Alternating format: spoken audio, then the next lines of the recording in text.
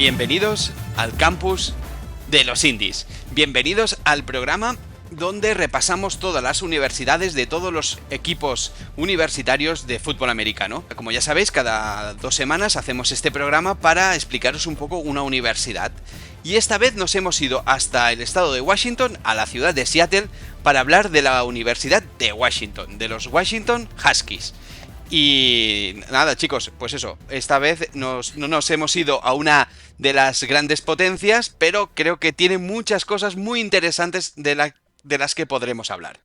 Y para ello he llamado a mis compañeros de viaje y en este caso se han apuntado todos, han dicho, venga, vamos a ello, venga. Y no ha podido faltar Carlos Tabernero. Muy buenas, Carlos. Hola Alex, hola Indies, desde aquí, desde la costa oeste, primera universidad que venimos a visitar al Pacífico. Y tanto. Ya tenía ganas, ¿eh? Porque a mí esta costa es una de las que más me gustan. Y ha venido también Carlos Ayuso. Muy buenas, Carlos. Hola, buenas, ¿qué tal? ¿Cómo estáis? Nada, aquí a darle un repasito a los Washington Huskies. Yo le he llamado y me ha dicho que sí, que se apuntaba. Ha venido Víctor. Muy buenas, Víctor. Hola Alex, ¿qué tal Indis? Estoy encantado porque creo que es el primer programa en el que los viajeros no tienen merchandising. Es verdad. No llevan ninguno, porque no lo veis en vídeo. Algún día llegaremos a hacerlos en vídeo, ¿eh?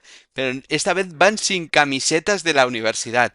Y eso a los otros que no hemos viajado con ellos nos da tranquilidad. Uno de esos que se pone camiseta y que nos pasa por la cara que ha viajado mucho es Javi. Muy buenas, Javi.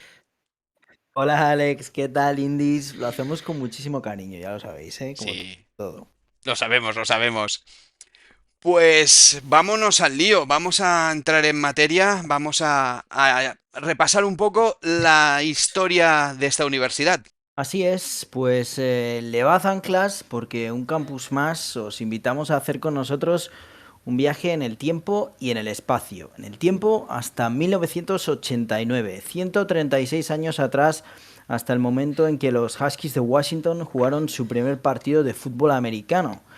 Encuadrada por primera vez la pasada temporada en la Big Ten, la universidad fue miembro fundador de la Pac-12 y reclama 2 campeonatos nacionales a lo largo de su historia. Sin embargo, el único que actualmente luce en las vitrinas de este campus es de 1991, a las órdenes del head coach Don James. Eso sí, acumula 18 campeonatos de conferencia, con un récord histórico de 781 victorias, 467 derrotas y 50 empates. Cuenta el 62% de sus partidos por victorias y luce en su palmarés un total de 13 temporadas invictas, de las que 8 fueron temporadas perfectas. El viaje en el espacio nos lleva hasta el frío estado de Washington, en el noroeste del país, en concreto hasta Seattle, ciudad de gran tradición deportiva. Tienen los Seahawks a su máximo representante tras el traumático traslado de los Supersonics de la NBA a Oklahoma City, los actuales Thunder.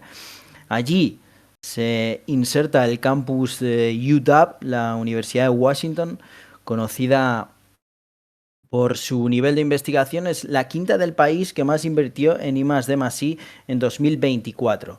El equipo de fútbol americano juega sus partidos en el Husky Stadium, 70.000 espectadores tras la última remodelación en 2013, oficialmente llamado Alaska Airlines Field. Es un coqueto estadio en forma de U y vistas al lago Washington y a la cordillera de las Cascadas. Por favor, quien no lo haya visto, que se dé una vuelta por Google Imágenes para ver lo bonito que queda junto al lago. Decíamos que tras la remodelación de la pasada temporada está encuadrada en la Big Ten, pero es miembro fundador de la Pac-12. Carlos. Así es, está en la Big Ten de esta temporada 2024, pero su historia se enmarca principalmente en la Pac-12, que previamente, en el año 1915, cuando se fundó la conferencia, fue nombrada como la Pacific Coast Conference, ya que agrupaba a todas las universidades de la costa oeste. De hecho, para dejarlo bien claro, en 1959, y después de sumar a 4 equipos más, se convirtió en la Athletic Association of Western Universities. Nunca ninguna universidad se fue de esta conferencia hasta precisamente este año pasado, en 2024, cuando no solo se marchó Washington, sino otras 9 de las universidades que conformaban esta división y en la que solo se han quedado 2, Washington State y Oregon State. Eso sí, se sumarán 6 más en 2026. Previamente, como decíamos, los Huskies asistieron al crecimiento de esta conferencia hasta llegar a tener 12 universidades en ella. Por eso se empezó a conocer como la Pac-12 en 2011 y además es conocida como la Conferencia de los Campeones por sumar más de 500 títulos nacionales entre todas sus universidades dentro de toda la amalgama de disciplinas deportivas que existen en el panorama universitario. Principalmente, eso sí, no gracias a Washington, que suma 8 dentro de la NCAA, aunque un total de 55, pero sí por Stanford, que tiene 135, UCLA, que cuenta con 124, y USC, que suma 114.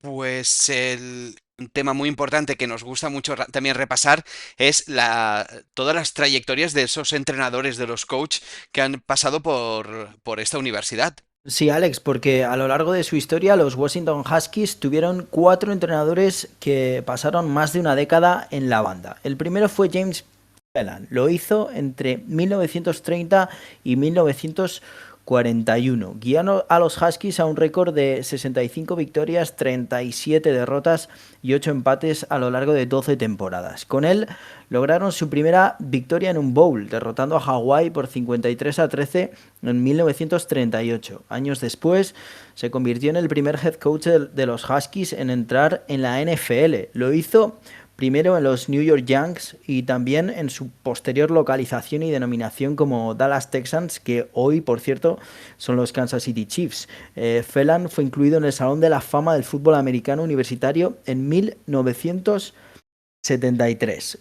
Poco después llegaría la siguiente era, ¿no, Carlos?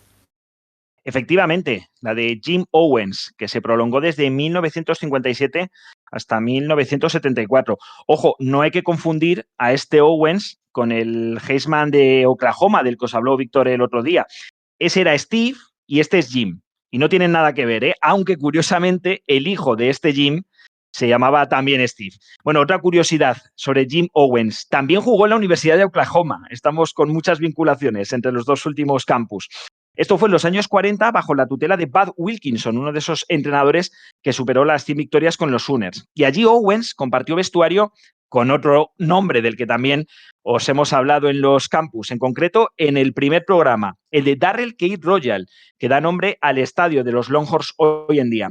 ¿Y por qué traemos a colación esto? Bueno, pues porque Royal entrenó durante una temporada, la de 1956, a esta universidad, a los Washington Huskies. Y fue él, cuando se marchó hacia Austin para asumir el puesto de entrenador de la Universidad de Texas, el que recomendó a su excompañero como coach de los Huskies. El resto ya es historia. 17 temporadas de Owens en Washington, en las que ganó 3 títulos conferenciales tras 23 años sin catar uno, y el primer entorchado nacional de Washington en 1960, después de ganar su segunda Rose Bowl consecutiva, las 2 primeras en la historia de los Huskies. Este título de 1960, no obstante, como ha comentado antes Javi, es algo que está en debate, porque quien lo reclama y a quien se lo concedieron desde la Associated Press fue a Washington por haber terminado la temporada impoluto, con 10 victorias y ninguna derrota. ¿Qué es lo que sucede? Que entonces, cuando concluía la temporada regular, era cuando se otorgaban los títulos nacionales. Sin embargo, poco después, en la Rose Bowl, se enfrentaban los Minnesota Golden Gophers, este equipo que había acabado invicto, contra los Washington Huskies. Y los Huskies vencieron aquel partido por 17-7. Y ese es el motivo por el que reclaman el título nacional, ya que finalmente, si se cuenta este partido, ambos acabaron con un récord de 10-1. Sin embargo, los Huskies fueron los que ganaron el enfrentamiento directo. Owens acabó su periodo en Washington a una sola victoria de las 100 después de estas 17 temporadas, con un récord de 99 victorias, 82 derrotas y 6 empates, y con polémica en sus últimos años. En pleno conflicto racial en los Estados Unidos y ante las quejas de sus jugadores afroamericanos de que favorecía a los blancos en determinadas posiciones, como por ejemplo la de quarterback, obligó a los jugadores a firmar una declaración en la que negasen esta sentencia. Aquellos que se negaron fueron expulsados del programa. Y eso a lo que conllevó muchos años más tarde, en concreto 34 después, ya con Owens retirado de la Universidad de Washington desde 30 años atrás, a que cuando se fue a inaugurar su estatua dentro del campus de los Washington Huskies, una comunidad de afroamericanos protestase por aquella decisión. Bueno, pues Owens, como rectificares de sabios, aprovechó su visita de nuevo al campus, él entonces ya estaba viviendo en el estado de Montana, para reunirse con aquellos jugadores a los que echó del programa, pedir disculpas y decir ante la prensa que desearía que las cosas se hubieran hecho de otra manera. Más vale tarde que nunca, desde luego. Después llegaría la era de Don James, que se prolongó desde 1975 hasta 1992, incluyendo justo antes de terminar ese título en 1991, que es el único que no ofrece discusión. El récord de James con los Huskies fue de 153-57-2. Fue nombrado entrenador del año en 3 temporadas, la 77, la 84 y esa del año 91, y fue incluido en el Salón de la Fama del Fútbol Americano Universitario en 1997. Para algunos analistas, sus Huskies del 91 son uno de los 10 mejores equipos de la historia de la NCAA. Durante la temporada de 1992, eso sí, se reveló que varios jugadores de James recibían beneficios indebidos de patrocinadores, esto que era una cuestión muy habitual en la NCAA de entonces, y James acabó renunciando el 22 de agosto del 93 en protesta por las severas sanciones que impuso tanto la conferencia como la liga universitaria a sus Huskies, y hasta ahí llegó uno de los entrenadores más laureados de este programa. Y para finalizar, y tratando de seguir con esta conexión de la que no me voy a quejar entre Washington y Texas, hubo uno de los entrenadores, de hecho el entrenador que ahora mismo está en la banda del Darrell K. Royal, Steve Sarkisian, que entrenó durante 5 temporadas a los Huskies. Conocido por su mentalidad ofensiva y su capacidad como entrenador de quarterbacks, llevó a la Universidad de Washington a un récord de 34-29 durante esas 5 temporadas, sin ganar nunca más de 8 partidos en un año, eso en el debe, pero en su haber, que solo terminó con una temporada perdedora, la primera. En 2013 se convirtió en el primer entrenador de Washington en dejar el puesto voluntariamente para irse a entrenar a otra universidad, en este caso USC, desde la marcha, y aquí viene la conexión, de Darrell K. Royal, como no, a los Texas Longhorns en aquel 1956. Curiosamente, y con ese paso previo por USC durante 2 años, Sarkisian también acabó como entrenador principal de Austin, como decíamos, tras haber sido el jefe de filas de los Huskies de Washington. Y tengo que haceros una pregunta, que creo que es un buen momento. Ya sé que rompemos un poquito el esquema de programa. Y es que llevo programas pensando, los entrenadores en el fútbol universitario duran mucho, ¿verdad? Se mantienen mucho en su cargo. Sí, es muy habitual que un entrenador, especialmente aquel que va sumando temporadas con récord positivo dentro de los programas universitarios, se mantenga durante varios años. En general, suele ocurrir que se vayan por 2 motivos. Uno, porque se retiren. Bueno, he dicho 2 y voy a decir 3, porque el otro es que lleguen programas mejores, como es el caso de Sarkisian o como fue en el caso de Darrell K. Royal, una universidad como Texas, muy consolidada dentro del panorama del fútbol americano colegial en los Estados Unidos, y esa oferta sea irrechazable. También lo hemos visto, por ejemplo, con Nick Saban, aunque con ese puente intermedio en la NFL entre su etapa en LSU y después en Alabama. Y el tercer motivo, que fue el que en su momento comentamos con el Big Joe, ¿no? Con el entrenador de Penn State, y que sucede en varias ocasiones, por ejemplo, Javi lo ha mencionado también con Don James aquí en Washington, es que por alguna polémica acaben dimitiendo o siendo forzados a dimitir de la universidad. Pero en general las trayectorias son muy largas de los coaches en el fútbol americano universitario. Esto también tiene que ver con el mantenimiento de una cultura que de equipos de fútbol americano. Luego cuando hablamos del draft y decimos, no, es que este programa es una factoría de X jugadores, o son programas más defensivos o en los que prima más el ataque, y también la longevidad de los entrenadores pues le da identidad a los programas. Vamos, que se ha convertido en una tradición del fútbol americano, como las tradiciones que tienen las universidades, ¿verdad, Javi? Así es, vamos a hablar un poquito de las tradiciones de los Washington Huskies. Cada curso, todo esto empieza con el Dog Days, una de las tradiciones más arraigadas en el campus de Seattle. Se celebra antes del inicio del año escolar, dura varios días y sirve para dar la bienvenida a los estudiantes.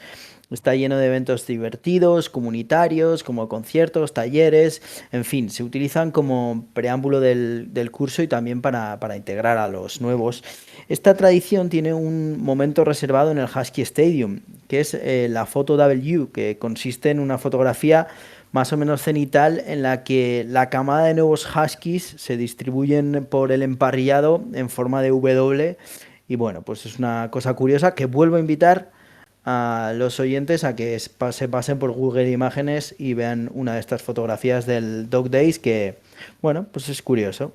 Otra de las tradiciones que solemos comentar en el programa, que viene a ser ya una de las formas en las que uno tiene de acercarse a los programas universitarios, es a través de su imagen, de la mascota. Y como ya ha venido sucediendo en otros programas de los que hemos hablado, Washington tiene dos. En el caso de la mascota oficial más antigua, viene desde el año 1922, cuando se inició la fórmula de nombrar a un perro vivo para este puesto. Actualmente se trata del 14º perro husky que representa a la Universidad de Washington y se llama Dab II. Se le puede ver además en numerosos eventos deportivos y del campus, pero especialmente en el estadio, donde antes de cada partido se fotografía, cómo no, con la mascota que va disfrazada de perro husky. En este caso, Harry es el nombre que se le dio desde el año 1995, que es cuando se instituyó esta tradición. Y ahora vamos a hablar de The Wave, la ola, la famosa ola, que todos hemos vivido alguna ola en algún estadio o en algún evento deportivo o al menos multitudinario, ¿no? Esta forma de levantarse acompasadamente por parte de los espectadores. Bueno, pues el Husky Stadium la popularizó. Bueno, de algún modo les gusta vender que la crearon, pero no, fue 2 años antes. Ellos lo hicieron en 1981, la perfeccionaron y la repitieron durante toda la temporada y además se televisó ahí en el Husky Stadium en un partido entre Washington contra Stanford, pero es cierto que la primera ola pertenece a la NHL, a la Liga de Hockey, y fue 2 años antes, el 15 de noviembre del 79, en el McNichols Sports Arena de Denver, en un partido entre Colorado Rockies y Montreal Canadiens. ¿Vale? Ahí se hizo la primera ola. Ahora, la llevan muy a gala y les gusta presumir de que es suya, aunque simplemente la perfeccionaron. Y otra de las tradiciones que se suelen vivir dentro del Husky Stadium en los partidos es otra muy similar a la Universidad de Oklahoma. Encontramos bastantes línea directa desde estados tan diferenciados y tan alejados como el de la zona central del sur de los Estados Unidos y esta esquinita en la zona norte, noroeste del país norteamericano. Es la UW Cheers, es decir, los gritos que realizan los aficionados durante el descanso principalmente, y en el que una parte del estadio grita Go y la otra responde Huskies. ¿Verdad que os suena con ese boomer, sooner, que tanto sucede en los partidos del Gaylord Memorial Stadium de Oklahoma?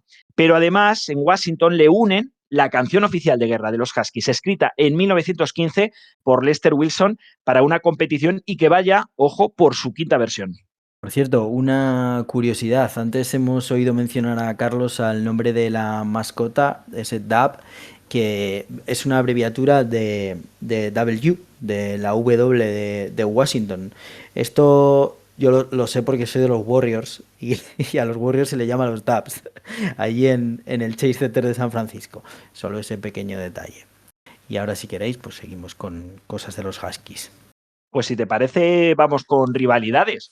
Aunque en este caso las vamos a reducir a 2, porque tampoco queremos alargar mucho la historia y sobre todo porque esta universidad tiene poco de historia de grandes rivalidades. Eso sí, las 2 que tiene son muy enconadas, están dentro de las 25 más repetidas en cuanto a enfrentamientos. Por ejemplo, yo os voy a hablar de la Apple Cup, que tiene lugar contra otra universidad que lleva el mismo nombre, Washington State, muy cercana a la ciudad de Seattle.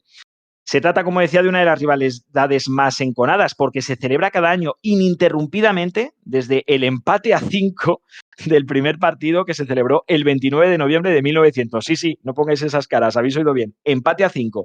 Bueno, desde entonces, como digo, se ha celebrado ininterrumpidamente, eso sí, con pequeños espacios de pausa por las dos guerras mundiales y por el COVID.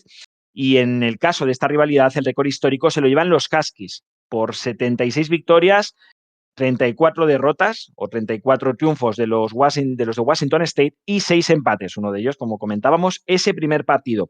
En juego está el trofeo del gobernador, o eso fue hace unos años. De hecho, desde 1934, que es cuando este título se instituyó en forma de escudo con el nombre de los triunfadores de cada temporada, y al menos hasta 1946. No se sabe muy bien qué pasó con ese trofeo, pero en 1963, para recuperar la importancia de la tradición de este enfrentamiento, la Comisión de la Manzana de Washington donó como el trofeo para el ganador la Copa de la Gran Manzana, el Big Apple Trophy, para atestiguar la importancia que tiene la producción de esta fruta en el estado de Washington. La sigue entregando el gobernador, aunque ya el trofeo no lleve su nombre, y, como decimos, principalmente a los Huskies. Por cierto, desde la salida de ambas universidades de la Pac-12 esta pasada temporada, en 2024, ya no se juega en la conocida como Semana de la Rivalidad de las Universidades, la última, antes de afrontar las finales de conferencia, sino que en este caso se ha tenido que jugar en el mes de septiembre, en ese periodo donde no existen partidos interconferenciales y se puede jugar entre distintas conferencias. El año pasado, la primera ocasión fue el 20 de septiembre. Ya veremos cuando se enfrentan los Washington Huskies contra Washington State en este 2025. La otra gran rivalidad es con Oregon, con los Ducks, que por cierto también la domina Washington por 63-49 con 5 empates. Se llama informalmente el Cascade Clash, el choque de las cascadas, que es la sierra que comentábamos antes que se ve desde el Husky Stadium. Y bueno, la curiosidad es que los campus de Eugene en Oregon y Seattle están separados por solo 285 millas, unos 460 kilómetros. Una de las últimas ediciones enfrentó, os van a sonar, a los quarterbacks Bo Nix y Michael Penix Jr., uno jugando para los Ducks y otro jugando para los Huskies, y salió victorioso este último, Michael Penix, el quarterback luego drafteado por los Falcons, que le valió además el trofeo de MVP de la Pac-12. Y esa es la otra gran rivalidad de los Huskies cuando ladran más fuerte. Pues es el momento que, después de que hemos repasado la historia, los entrenadores y las tradiciones, de que lleguemos a una de las secciones más esperadas por los oyentes y más comentada. Es el momento de que, Carlos Ayuso, nos hagas un repaso de esos estudiantes ilustres. Pues sí, vamos a ello. Vamos a ver cómo salimos de esta situación que ya os he comentado antes que se me ha complicado por una torpeza enorme mía. Pero bueno, tengo aquí unos cuantos ilustres, como tú bien dices. Tenemos lo que quiere la gente, tenemos sangre y vamos a por ello. Pues mirad, si os parece, vamos a empezar con gente del mundo del deporte. Y vamos a empezar con una mujer que es una mujer que tiene una importancia capital en el fútbol, en el soccer de los Estados Unidos. Y es Hope Solo, que es la guardameta del equipo nacional femenino estadounidense, que estuvo entre los años 2000 y 2016 y que ganó la Copa Mundial de Fútbol en 2015 y también se llevó dos medallas de oro olímpicas con la selección nacional. Luego vamos con gente del baloncesto, que tenemos unos cuantos, pero bueno, el primero y el que más me gusta a mí es Nate Robinson. No sé si os acordáis de Nate Robinson vosotros, que sé que os gusta el básquet. No. Sí, Nate Robinson, sí, hombre, el matador este muy bajito que tuvo ahí sus duelos tremendos con Dwight Howard en el concurso de mates. Sí. Eso un jugador, es. bueno, limitado, pero... Correcto, pues es un jugó en los Knicks, que eso a ti y a mí, Carlos, nos tiene que molar. Claro, sí. De hecho, los Knicks tienen su récord de puntuación en la NBA con 45 puntos Y es un exjugador de la NBA, ya está retirado hace unos cuantos años y se hizo mundialmente reconocido por ganar el concurso de mates, como nos decía Javi. En concreto el del año 2009, que con su 1,75 de estatura, que era bajito, como decía, hizo aquel mítico papel de Kryptonita, ganando en la final a Superman Howard, saltando por encima de él. Y Kryptonite. Kryptonite, eso es. No obstante, ganó otros 2 campeonatos de mates más, haciendo un total de 3. Y a pesar de las dificultades que tuvo derivadas de su escasa estatura, tuvo una gran carrera en la liga. Estuvo 12 temporadas en la NBA con momentos de cierta importancia, especialmente durante sus años en New York Knicks. Y bueno, también jugó luego en otros equipos como Boston Celtics, en Chicago Bulls, en Warriors, en Denver. Bueno, tuvo una larga etapa. Y como curiosidades del bueno de Robinson, tengo 2, que en su etapa universitaria jugó también a fútbol americano siendo cornerback. De hecho, parece ser que era un buen cornerback, pero en el momento que tuvo que decidir se decidió por el baloncesto. Y la segunda que tengo es que su único anillo es un anillo muy random y es que fue campeón, pero no campeón de la NBA. Fue campeón de la Liga Venezolana, donde también fue MVP de la final liderando a su equipo, a los Guaros de Lara. Guante Guaros. Sí. Y bueno, hay otros 2 jugadores de la NBA que han sido Huskies de Washington, que no voy a desarrollar tanto para no aburrir al personal, pero que no quería dejar de mencionar. Uno de ellos es Brandon Roy, que fue drafteado en el año 2006 por los Portland Trail Blazers en 6ª posición y que fue rookie del año, creo que fue All-Star, si no recuerdo mal, y que tuvo una carrera muy corta, estuvo 6 años en la liga por una grave lesión en la rodilla, que tuvo una lesión degenerativa y que acabó con su carrera de forma fulminante. El otro que tengo también es Isaiah Thomas, que no es el mítico base de los Pistons, sino el pequeñito base que también tuvo años destacados. Parece que en esta universidad va de jugadores pequeñitos, que estuvo en Boston Celtics y que ahora está sin equipo en la élite después de haber firmado el año pasado un contrato de 10 días con los Phoenix Suns de la conferencia americana. La oeste. A oeste. Ay, qué lío tengo. Perdona, Javi, sí, ya Se te razón. va la NFL. Sí. ¿Qué más? Vamos con otro deportista y este tiene una historia peculiar. Es con Bob Sapp. Esto es una contribución que me hizo Víctor, que es curiosísimo y tiene una historia amplísima para quien la quiere buscar. Pero principalmente es un luchador de artes marciales mixtas, de kickboxing, es profesional de lucha libre, ha sido actor también y que además fue jugador de fútbol americano en la Universidad de Washington, donde jugó de offensive tackle. Y es una celebridad en Japón, donde ha tenido apariciones en televisión, ha tenido anuncios y tiene hasta un CD de música. Y además es conocido allí en Japón por el sobrenombre de Gaijin Talento, que viene a ser algo así como gran talento foráneo y que se otorga solamente a la gente que deja una impronta muy, muy importante en el país nipón. Jugó a fútbol americano, como decían los Huskies, y fue drafteado en 3ª ronda por los Bears en el draft del año 97. Y aunque no llegó a jugar partido oficial con ellos, estuvo esa temporada y luego fue 2 años más a Minnesota Vikings, donde jugó solamente un partido en esas 2 temporadas. Así que bueno, no llegó a gran cosa en fútbol americano, pero bueno, estuvo en la NFL esas 3 temporadas. Y bueno, es un personaje muy particular porque en 2017 tuvo una acusación de violencia doméstica, se le aportaron fotos y partes de lesiones y demás, aunque al final todo quedó en nada.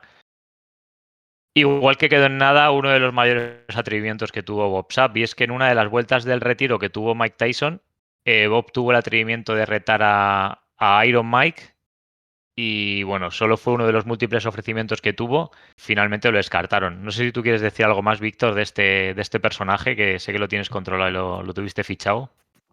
No, nada. Lo has dicho todo muy bien, muy bien. Solo que este día que retó a Mike Tyson fue en el ring. Él estaba en el ring luchando, acabó el combate y Mike Tyson estaba de espectador y le dijo, cuando quieras vas tú o algo así. Y Mike Tyson subió al cuadrilátero y le dijo, ¿y por qué no esta noche? Y ahí quedó la cosa. Sí, pero no fructiferó. ¿Qué más, chicos? Tenemos al músico Kenny G, que es un músico mítico de saxofonista de jazz. Tenemos actores, tengo a Bruce Lee, que bueno, que poco hay que decir de Bruce Lee, un un mito del cine y de las hostias, podríamos decir. Y bueno, actores hay mogollón, hay 200.000 millones de actores, pero me quedo con Bruce Lee. Y para no hacer esto ya demasiado tedioso, vamos a lo importante. Vamos a poner, iba a decir la guinda de este pastel, pero bueno, más que guinda, es la estrella de toda de esta lista. Y digo estrella porque él era así, era una estrella con dotes de seductor, pero que cuando te descuidabas te la clavaba por la espalda. Y esto no es ninguna figura retórica. Así que vamos con él, vamos con Ted Bundy. Supongo que sabréis quién es Ted Bundy, ¿no? No. Sí, sí, sí. Algo suena, algo suena. Vale, pues Ted Bundy estudió en el año 1966 estudió en la Universidad de Washington tras hacer un traslado desde otra universidad, de la Universidad de Puget Sound, y estuvo estudiando idiomas chinos. Estudios que abandonaría 2 años después, no los terminó, aunque unos años más tarde volvería a la universidad y al final se acabaría graduando en Derecho por la Universidad de Washington. Y bueno, es un asesino en serie que tiene una cantidad ingente de mujeres asesinadas a sus espaldas. No se sabe muy bien a cuántas mató, pero admitió haberse cargado a 36 y todas incluían un patrón habitual de estos asesinos en serie. Y su modus operandi era escoger a su víctima, la pedía ayuda para meter las cosas en su maletero bajo la falsa excusa de tener un brazo escayolado, se presentaba siempre con un brazo escayolado. Y en el momento que estas mujeres le ayudaban a meter las cosas en el maletero, las golpeaba con una barra, las metía en su Volkswagen y ahí las trasladaba a algún lugar apartado. Eran todas mujeres de menos de 30 años, la mayoría entre 15 y 25, pero tuvo varias que eran menores de edad. Es una historia muy, muy rocambolesca, muy, muy rara toda. Y varias de ellas eran estudiantes de nuestra universidad de hoy, de la Universidad de Washington, porque al estudiar allí él se hizo especialista en este campus. Una de las claves del éxito en sus tácticas, además de su ensayo previo y hacerse la víctima, se debía principalmente, como dije antes, a sus grandes dotes de seductor y a un atractivo físico que le hizo ganar todo un séquito de fans. Y es que era un guaperas y cuando estaba en los juzgados en los que estaba siendo acusado por asesinatos, por violación o por rapto y demás, se agolpaban grupos de chicas que gritaban su nombre y coreaban su nombre en la salida de los juzgados y a la entrada de los juzgados cuando el tipo entraba esposado y bueno, ya sabéis, con el numerito este que montan especialmente allí, pues imaginaos la escena, ¿no? Entrando el esposado con los policías y las chavalas que con este personaje eran potenciales víctimas ahí diciéndole guapo. Todo muy raro. Lo que nos pasa normalmente a nosotros con el podcast, ¿verdad? Pero sin matar a nadie. Eso es. Y bueno, este tío tiene una serie de cosas muy, muy curiosas y es que no lo hacía siempre, pero muchas veces volvía a los sitios donde ocultaba los cadáveres de las víctimas y se quedaba observando los sitios durante horas. También mantenía relaciones sexuales con los cadáveres o casi ya con restos humanos hasta que la descomposición lo hacía imposible. Decapitó por lo menos, hay datos de 12 de sus víctimas fueron decapitadas y guardadas sus cabezas en casa a modo de trofeo, junto a otros objetos personales y fotos de las víctimas y demás. Y todos sus asesinatos fueron en el breve lapso de 4 años entre el 74 y el 78, y esto le valió una pena de muerte en la silla eléctrica, que al final fue ejecutado en el año 89, el 24 de enero de 1989, en la prisión estatal de Florida. Pero bueno, las autoridades estuvieron investigando mucho más allá y volvieron a peinar los 7 estados donde mató durante esos años, que fueron Washington, Oregón, Utah, Colorado, Idaho, Florida y California. Y encontraron que había decenas de mujeres desaparecidas, decenas de cadáveres que hallaron y no fueron capaces de identificar. Y había muchas mujeres que se habían fugado de sus ciudades, se habían desaparecido, se habían esfumado, nadie sabía nada, ni familia ni amigos. Y nadie que supo nada de ellas. Y al final el FBI llegó a la conclusión de que los asesinatos fueron mucho más que 36, pero nunca se llegó a saber el número exacto ni se hizo una estimación porque fueron tantas que no se hizo. Y hasta aquí llega la sección de hoy con los con los personajes famosos de la Universidad de Washington. Madre mía. Iba a decir, me has dejado muerto. Pero Ah, A ti no te hubiera matado, Alex, no te preocupes. no, ya lo sé. No soy su tipo. ¿Por qué? Sí, es muy guapo. Lo que sí que quiero recomendar es el documental que hay de 4 episodios de Ted Bundy en Netflix. Que no sé si lo habéis visto. No sé si aún seguirá porque es del 2019, si no estoy equivocado, que era conversaciones con un asesino. Y El de la las verdad, cintas. Sí. sí, es bastante interesante. Si queréis ampliar toda la información que os ha dado Carlos, que la verdad es que tela, ¿eh?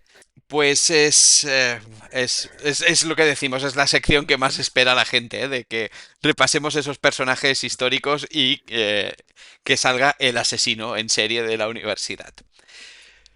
Bueno, Víctor, es tu turno. Vamos a empezar a hablar de jugadores, ¿verdad? Vamos a hablar Venga, de jugadores históricos. sin más demora, podemos empezar por Cody Pickett. Fue quarterback de esta universidad entre el 99 y el 2003 y tenía el récord de 4.450 yardas de pase en el año 2002, el que más hasta que llegó un tal Michael Penix Jr. y se lo quitó. Tengo muchos, pero voy a hacer pequeñas notas de cada uno. Si nos tiramos aquí. Damon Heward, lo tengo porque fue campeón de la Super Bowl en 2003. Lo que pasa que, claro, tuvo un poco de suerte, yo creo, porque jugaba en los Patriots y era el 4-3. No, ni siquiera jugó. Claro, la Super Bowl esta la ganó Tom Brady, como todos sabemos. Pero bueno, él se llevó su anillo. Reed Redman, Panther, creo que es el primer Panther del que hablamos. Entre el 62 y el 64, 2 veces All-American. Y luego como profesional jugó como linebacker y como Panther también en San Diego Chargers. Esto nunca lo digo porque me parece un premio un poco absurdo, una mentira, lo de la Pro Bowl, pero teniendo en cuenta que hablamos de un Panther, fue Pro Bowl en el 67, jugando sobre todo como Panther este año. Don Henrich, campeón de la NFL en el 56 con New York Giants, para vosotros chicos. Y este se lo he quitado un poquito a Carlos. Jeremiah Stevens, Titan, entre el 99 y el 2001.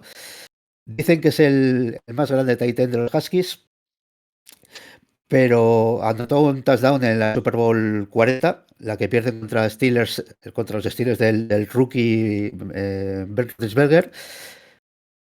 Como dato, esa Super Bowl, el halftime, era otra cosita que era. Estaban los Rolling Stones, no sé si os suenan. Digo que se lo he quitado a Carlos porque este elemento, por decirlo de alguna manera, tiene más carrera criminal que deportiva. Tiene un montón de detenciones por violencia, por violación incluso cuando estaba en la universidad, un montón de violaciones de tráfico. Llegaron a decir que conducía como un maníaco. Bueno, en fin, no me explayo más. Pasamos a Jet Jaeger, kicker. Primera vez que hablamos de un kicker, creo también. All American en el 86. Como junior completó el 100% de puntos extra y un 87.5% de field goals. Tenía, no sé si sigue siendo el que más field goals tiene de toda la NCAA. Con 80 field goals, no está nada mal. All Pro en el 91 como profesional. Ray Horton, campeón de la Super Bowl 27 en el 92 con los Dallas Cowboys. Esta es la última Super Bowl jugada en el Rose Bowl. De hecho, es el último partido que se jugó en el estadio de Pasadena. Esa Super Bowl. Danny Shelton, campeón de la Super Bowl también en el 2018 con Patriots y en el 22 con Chiefs. Dan Hall, campeón nacional en el 91 de ese mítico equipo de los Huskies y campeón de la Super Bowl en el 94 con Niners. DeMarco Farr, campeón nacional del 91 también y de la Super Bowl con St. Louis Rams en el 99. Mark Bruenner, también dicen que es el mejor Titan de la historia de este programa.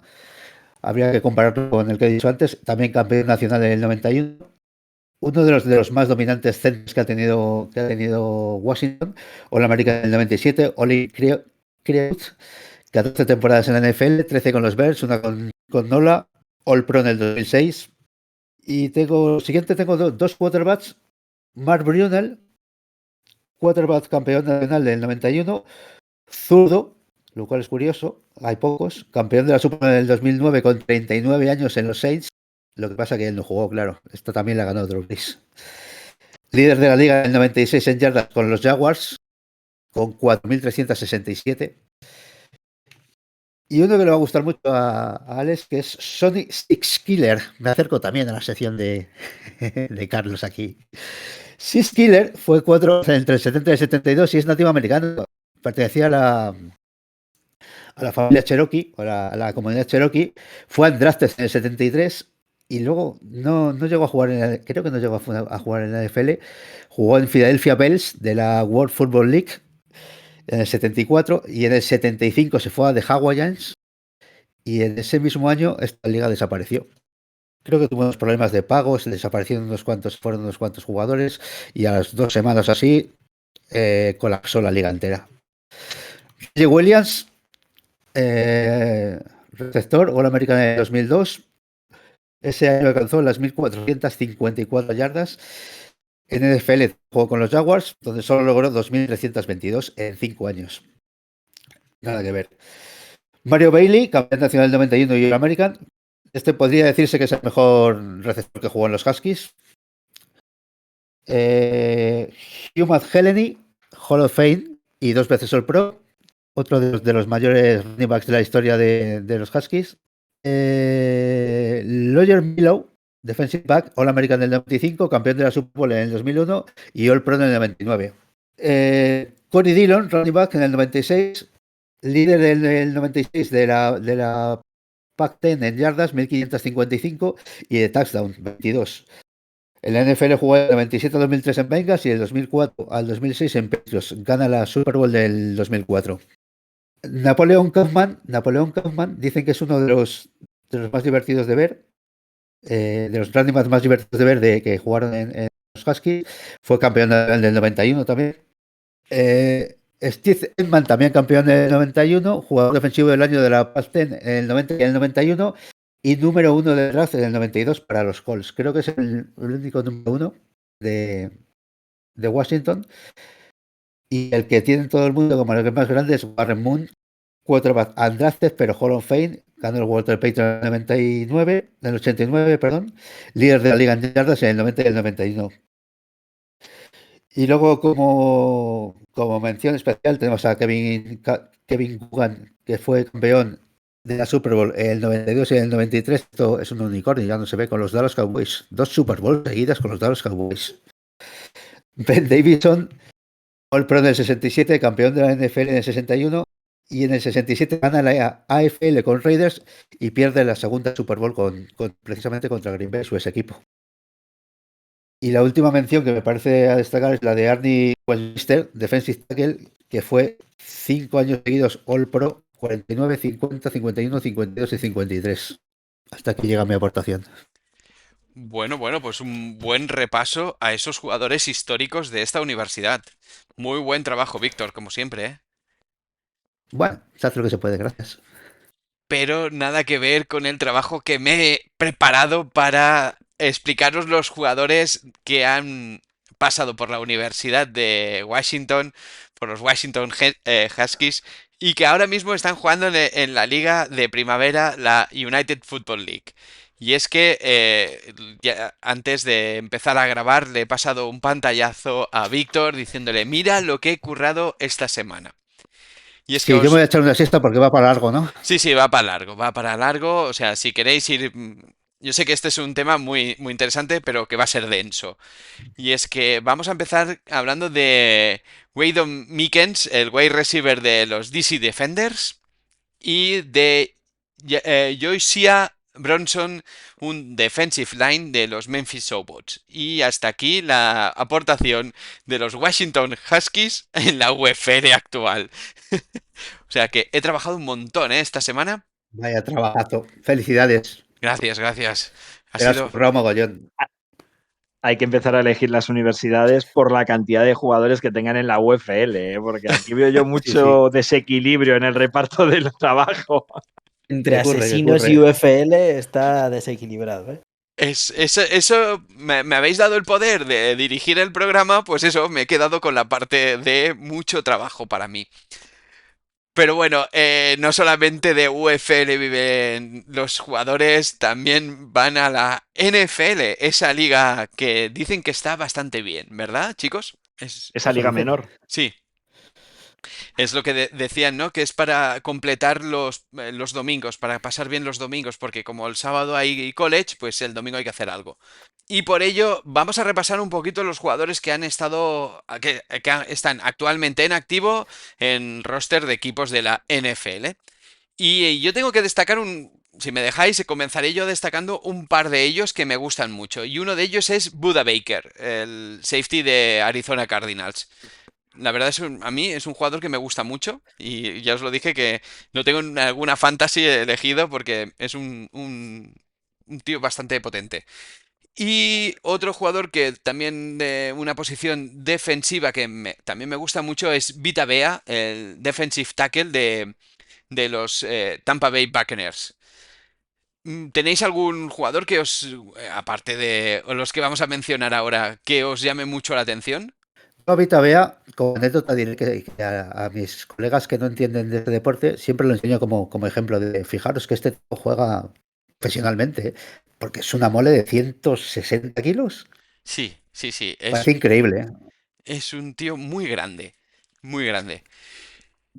Y aparte de estos, pues vamos a destacar dos jugadores que estuvieron el año pasado en el draft, que salieron seleccionados por el draft en primeras rondas. Y uno de ellos, ya lo hemos mencionado ahora hace un momento, es el quarterback Michael Penix, que fue seleccionado por Atlanta Falcons, que no sé si recordáis todo lo que se lió en Atlanta cuando lo seleccionaron en primera ronda, que nadie lo quería porque habían fichado a Kirk Cousins y ahora pues están bastante contentos de tenerlo en su equipo, ¿eh? Y otro Hombre, la de... jugada fue rara, ¿no? Sí, sí, sí. No, perdona, Alex. No, no, no. Decía que la jugada fue muy rara precisamente porque acaban de firmar a Cousins en la agencia libre y parecía que iba a ser su apuesta, sobre todo por el dinero muerto que se van a tener que comer ahora, y parece que quisieron hacer como los dos timelines a la vez. Además subieron a por Michael Penix Jr., que ni siquiera era uno de los quarterbacks que estaba mejor rankeado. O sea, la jugada fue muy extraña, la apuesta fue curiosa, pero bueno, ahora parece que se va a hacer con los mandos de los Falcons.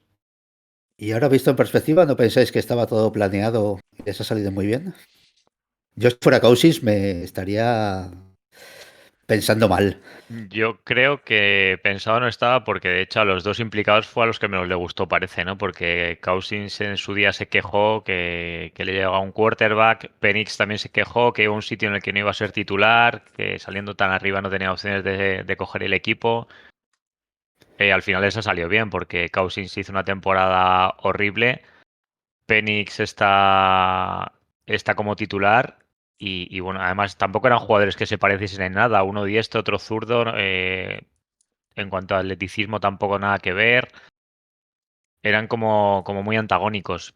Entonces, bueno, era como decía Javi, un poco extraño todo. Mi opinión es que fueron a asegurarse tener un quarterback porque pensaban que no iba a llegarles ninguno de los 5 mejores, y en el proceso se fueron enamorando de Penix una vez firmado Cousins y vieron que les salía relativamente barato, que les llegaba a su posición y que por eso optaron por tener su quarterback del futuro. Desde luego, lo que no tiene sentido es el contrato de Cousins, pero bueno, en principio yo creo que la única explicación lógica es que fuesen a buscar una solución porque ninguno de, ya digo, de esos 4 quarterbacks o 3 quarterbacks principales que salieron en las primeras posiciones les iba a llegar, y luego en el proceso pues se fueron enamorando de este jugador, irían viendo más su proceso en los Pro Days. También unas estadísticas que tiene que es que son apabullantes. Es que hizo casi 10.000 yardas de pase y 67 touchdowns en 2 temporadas en Washington, que se dice pronto. Entonces, bueno, pues en ese proceso les fue gustando cada vez más y al final decidieron que este era su quarterback del futuro. El problema es ese, ¿qué haces ahora con el contratazo de Cousins? Te lo digo yo, Carlos, fue el líder de la Pac-12 en el 22 y del 23, con 4.641 y 4.903 respectivamente. No está nada mal. Es que además es el único jugador de Washington que ha estado cerquita de ganar el Heisman. Han tenido varios nominados, pero este es el que se quedó a las puertas. Fue segundo primer puesto se lo llevó Jaden Daniels. Pues de otro jugador que yo me enamoré antes de que empezara la temporada por todos los que se hablaba de durante el draft y era del wide receiver Romeo Odunze. No sé si a vosotros os ha gustado la temporada, si os ha parecido que hubo mucho hype con este jugador. Creo que lo Ah, pillé en alguna fantasy por tu culpa, Alex. no, yo iba a decir que es verdad que había mucho hype, sobre todo con ese ataque de Chicago, con Caleb Williams y las opciones que iba a tener, porque aparte, como habían hecho trades, podían acceder a un wide receiver de los más importantes de la clase, que era este Romo Dunce.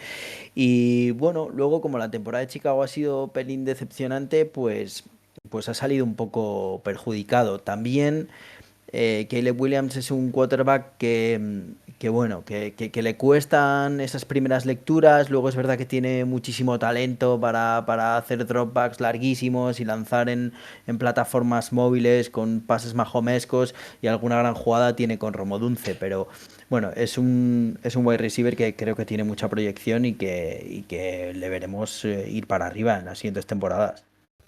Yo es que creo, Alex, que el hype que había era totalmente justificado. A mí me parece que es un jugadorazo y que yo creo que acabará haciéndolo bien, pero entre los problemas que ha tenido Caleb Williams y luego también la línea ofensiva de Chicago, que ha sido un auténtico desastre, que tampoco le han dado opciones de hacerlo mucho mejor, pero yo creo que el hype que había con él era totalmente justificado.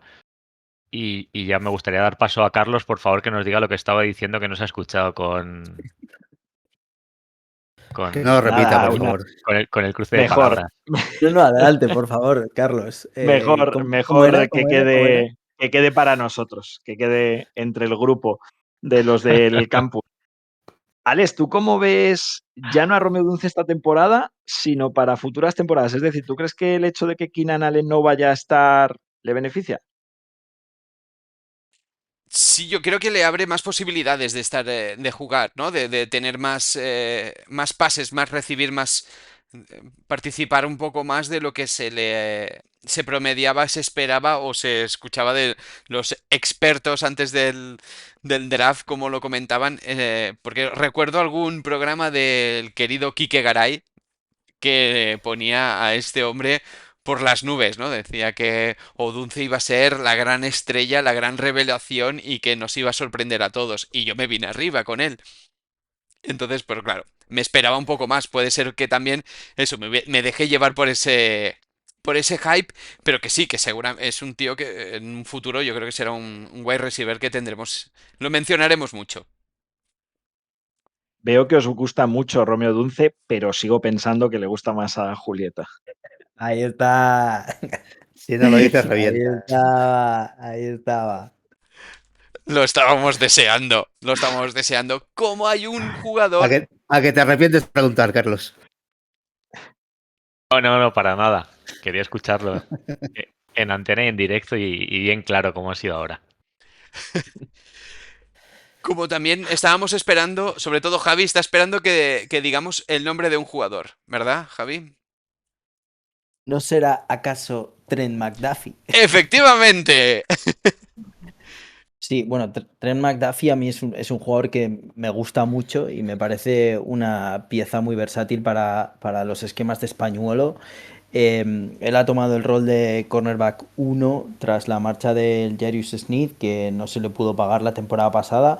Y bueno, se creía que podrían sufrir los Chiefs por ahí, no lo ha hecho, en parte también por la calidad de McDuffie, que es un jugador que además va con mucha solvencia al blitz, que es muy intuitivo para leer el balón, que es capaz de interceptar y que, bueno, pues me parece uno de los jugadores más sólidos de primera ronda en 2022 con el puesto 21 por los Chiefs y bueno, supongo que a Víctor también le habrá dado noches de gloria y pasión.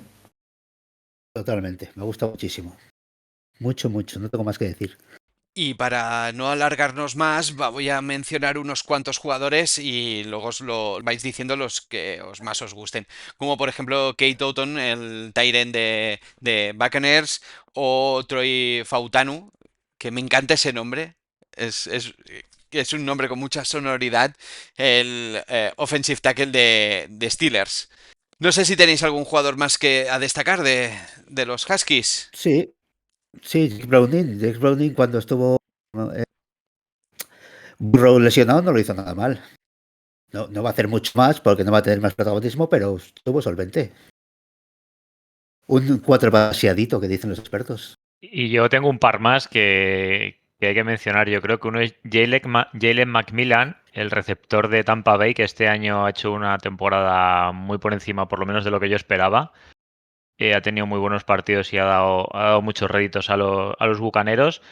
Y luego un jugador que a mí me gusta mucho que es Rosengarten, el offensive tackle que está en Ravens, que bueno, yo creo que acabará siendo un gran línea ofensivo en la liga, que bueno, ha tenido este año, este es el primer año, si no me equivoco, ha sido rookie este año, ¿no? El pasado no recuerdo si lleva un año o dos ahora mismo, pero el primero, ¿no? Es el Pero primero, sí, sí. yo creo que es un jugador que tendrá un recorrido largo en la liga porque a mí por lo menos me gusta mucho, vaya.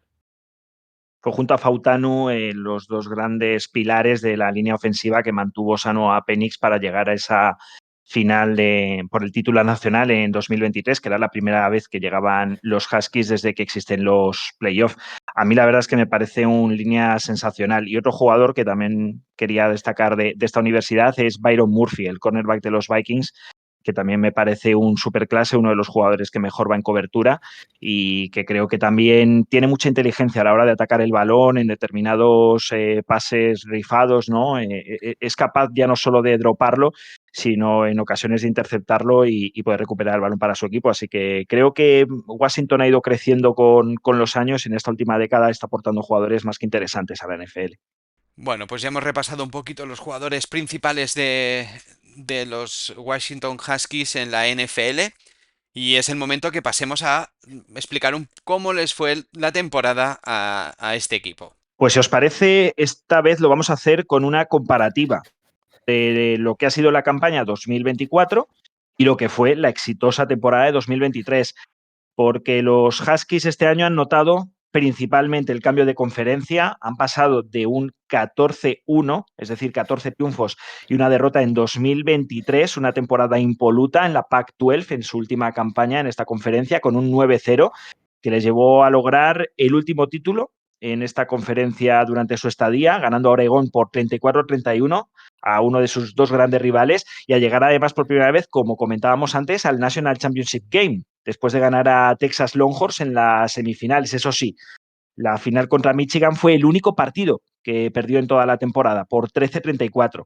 Sin embargo, en este 2024 pues han perdido 7 encuentros, solo han podido ganar 6, han notado, como decimos, ese salto a la Big Ten, una conferencia bastante más fuerte de lo que se estaba convirtiendo la Pac-12 en la última década, y además han perdido también la Sun Bowl, que es la única, la bowl que han jugado esta temporada contra una universidad menor como Louisville, contra la que, eso sí, cayeron por un marcador muy ajustado, 34-35. Además de este cambio de conferencia, también han notado el cambio de entrenador, porque perdieron a Kalen DeBoer rumbo a Alabama, tras ser el entrenador que les llevó a esa final en 2023 y que acumulaba un récord de 24 victorias y solo 3 derrotas en sus 2 temporadas con los Huskies y que además había ganado las 2 bowls a las que llegó. Bueno, pues ahora el que tienen al mando los Huskies en el banquillo es un jugador que a muchos de nuestros indies seguro que les suena porque ha sido coordinador ofensivo de equipos de la NFL como los Jaguars o también asistente de los Rams de Sean McVay, pero no está terminando de carburar como head coach y no solo por su estadía en Washington en esta última temporada, sino porque en 3 temporadas anteriores con los Arizona Wildcats no ha sido capaz de sumar ninguna triunfadora y ahora mismo acumula 16 victorias por 21 derrotas en esa universidad, a las que se suman el 6-7 que ha realizado este año con los Huskies.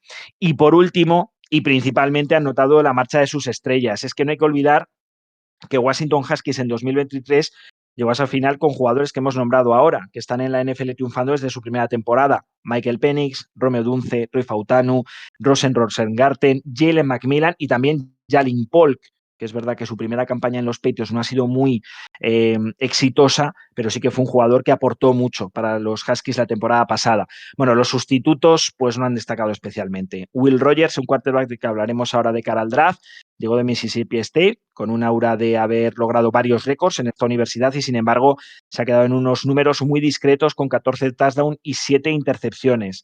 Giles Jackson, también un receptor del que hablaremos más adelante, tampoco ha sido capaz de superar las 1000 yardas. Y luego, sobre todo, fichajes como el receptor Jeremiah Hunter, un junior llegado de los California Golden Bears, pues es que ha llegado a empeorar sus números en esta universidad del sur, de la costa oeste, como es el Cal, pues llegó a acumular 60 recepciones en sus 2 últimas temporadas y 700 y 900 yardas respectivamente. Sin embargo, en Washington apenas se ha quedado en 36 pases recibidos para 490 yardas y apenas un touchdown. Eso sí, y por apuntar algún brillo de esperanza para los seguidores que quieran acercarse a los Huskies de cara a futuras campañas, hay 3 nombres. El quarterback novato, Demon Williams Jr., que ya sustituyó a Rodgers en la parte final de la temporada y ha sumado en 5 partidos 944 yardas para 8 touchdowns y solo una intercepción, y además siendo contra universidades muy potentes como Penn State, Oregón y Louisville. Louisville, ya decíamos, un programa menor, pero que sí que fue capaz de ganarles en la Sun Bowl. Un running back junior que a mí me encanta, Jonah Coleman, llegó en el transfer portal de Arizona y sumó más de 1000 yardas, en concreto 1053, a una media de 5,5 por acarreo y 10 touchdowns de carrera. Y luego un receptor de 6'4", una auténtica mole, uno de estos possession receiver, que ya tampoco se ven, estamos más acostumbrados últimamente a ver receptores rápidos por fuera o también en el slot. Bueno, pues Denzel Boston es un jugador que en su primera campaña en Washington ha sumado 63 recepciones y 234 yardas, así que atentos a estos 3 nombres para la próxima campaña que seguro que dan que hablar para la afición de los Huskies. Bueno, pues ya sabéis que hay una de las cosas que más nos gustan y es el draft, ¿verdad? De la NFL. Es un momento que todos estamos deseando que llegue y ya sabéis que antes de empezar a grabar he soltado algo tenemos que hacer para el draft y ya ha habido gente que me ha dicho no me ha gustado el tono con que lo has dicho. Pero bueno, antes de que llegue el draft, vamos a repasar un poco esos jugadores que se presentan al draft para este 2025, que este año tiene lugar en Green Bay. Venga, ¿qué jugadores tenemos que tener en cuenta para el draft de los Huskies? Si te digo ninguno, nos echas a Javi y a mí. No, me parece fantástico, porque vamos por el tiempo que llevamos de programa, me parece una buena aportación. No, si te parece, mencionamos a los 3 únicos jugadores, ¿verdad, Javi?, que se van a presentar a este draft con posibilidades de salir elegidos. Voy yo con el primero, que es el safety Cameron Fabikulan. De hecho, es Fabikulanan. Me he colado porque es un nombre bastante difícil de pronunciar y, en mi opinión, bastante gracioso también. Es un free safety zonal que la campaña pasada acumuló 54 placajes y 2 intercepciones. Destaca sobre todo en cobertura, pero su problemática y por lo que no está dentro de los 300 mejores jugadores, es decir, la mayoría de los rankings dicen que si llega a la NFL será firmado como undrafted, es que es muy pequeño, sufre mucho en la posición de níquel y sobre todo contra Tyrants físicos y potentes, y además no se adapta nada bien a la caja. A todo ello hay que sumarle que se ha lesionado en varias ocasiones, así que como mucho llegará para ser un safety suplente de cobertura en algún equipo de la liga. El segundo de los 3 jugadores que se presentan al draft, también con pocas posibilidades de ser elegido en Green Bay, es Giles Jackson, un wide receiver que bueno, llegó a Washington procedente de Michigan, de los Wolverines, 48 partidos en su carrera universitaria. Su temporada senior ha sido la mejor como receptor y su mejor actuación fue contra Washington State en esa Apple Cup de la que nos habló antes Carlos, partido en el que fue capaz de sumar 8 catches para 162 yardas y un touchdown. También tiene un rol en equipos especiales como retornador. De hecho, ha acumulado más de 1000 yardas de retorno y 2 touchdowns. Explosivo pero bastante pequeño, ha tenido además varias lesiones, pero bueno, ha dejado algunos destellos como playmaker en su etapa en los Huskies. En principio, bueno, pues veremos si llega a la liga como undrafted y es posible que no suene su nombre ni siquiera en el tercer día. Y si estos dos tienen pocas posibilidades, aún menos Will Rogers, que si en algún caso puede salir nombrado el próximo día 26, más bien, porque el 24 y el 25 ya puedo asegurar prácticamente que no, en Green Bay, es por su etapa en Mississippi State, donde sí que realizó 3 buenas campañas, con 12.315 yardas sumadas, 94 touchdowns, eso sí, 28 intercepciones, rifando bastantes pases en largo, porque esta es su principal debilidad, es que no tiene fortaleza, no sabe lanzar más allá de las 20-30 yardas y a veces se juegan muchos de estos lanzamientos y además por fuera de los números, lo que le ha costado, como decimos, varias intercepciones. Eso sí, es un jugador que en rutas cortas y en medio desplazamiento destaca por una precisión muy clave en esas rutas cortas e intermedias. Además, lee muy bien las defensas y es capaz de anticiparse, lo que quizá le pueda hacer firmar como undrafted en algún equipo de la NFL para ser tercer quarterback. Pero me parece, ya digo, muy difícil que salga nombrado el próximo mes a finales de este mes en Green Bay, porque es que no entra ni en el top 10 de su posición en un año en el que ya seguro que todos nuestros indies lo han ido oyendo en estos 2 últimos meses. La clase de quarterbacks desde luego no es la mejor. Bueno, pues hemos hecho el pequeño repaso de los jugadores que van a ir al draft de este 2025 de los Washington Huskies. No sé si la voz del pueblo tiene alguna pregunta. Yo tenía una, pero como no tenemos tiempo, No, pero adelante, adelante, no te cortes. nada, como estamos hablando de una universidad que ha cambiado de conferencia, de la Pac-10 a la Pac-12 o al revés, mi pregunta era esa, ¿de qué depende de cuando cambian de conferencia? ¿En qué influye? Si tienen que aprobarlo en la conferencia que llegan, si queda descompensada de la que se van. Sí, ambas preguntas.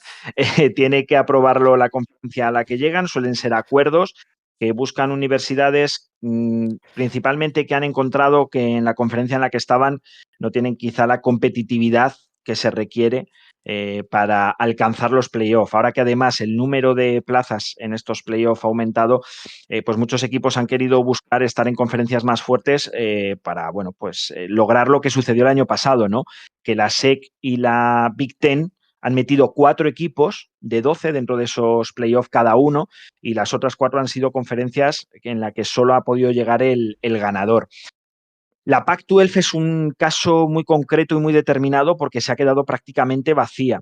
Era una de las conferencias con mayor nombre y relumbrón, ya lo hemos dicho, es la que mayor número de títulos acumula en el conjunto de los deportes de la NCAA, pero en estos últimos años ha ido perdiendo prestigio y es que se han ido todas las buenas, ya no solo Washington, sino USC y UCLA también forman parte desde esta temporada de la Big Ten, con lo cual la Big Ten gana todavía más competitividad con las mejores universidades de la Pac-12, la SEC ha ganado más competitividad con las mejores universidades de la Big 12, en este caso Texas y Oklahoma, y estas conferencias se están quedando un poco relegadas.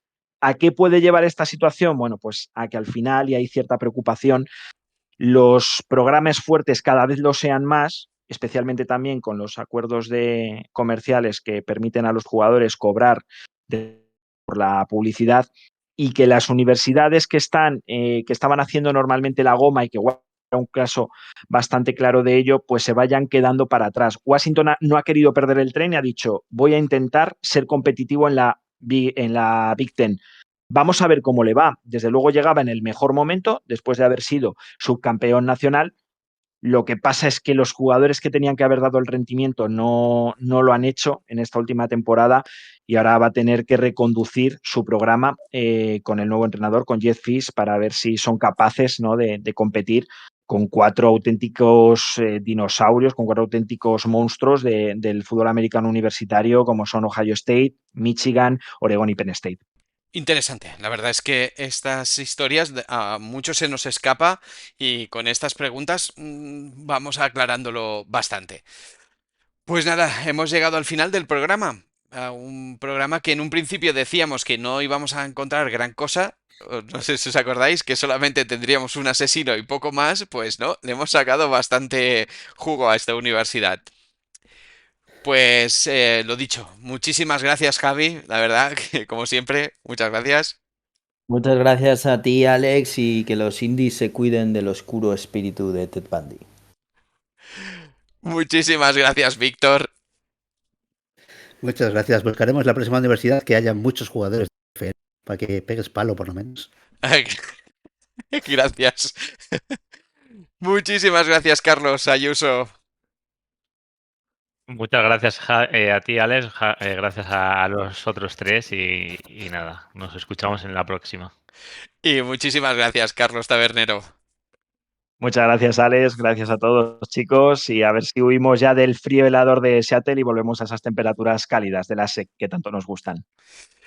Y tanto. Y bueno, pues muchísimas gracias por llegar hasta aquí. Ya sabéis, os recuerdo redes sociales, que estamos tanto en Instagram, en Twitter, en Blue Sky, en TikTok, como @indisnfl, que podéis enviarnos un mail a indisnfl@gmail.com y que podéis uniros al grupo de Telegram, que encontraréis el enlace en la descripción del programa. Pues lo dicho, muchísimas gracias por llegar hasta aquí. Nos escuchamos muy pronto. Adiós.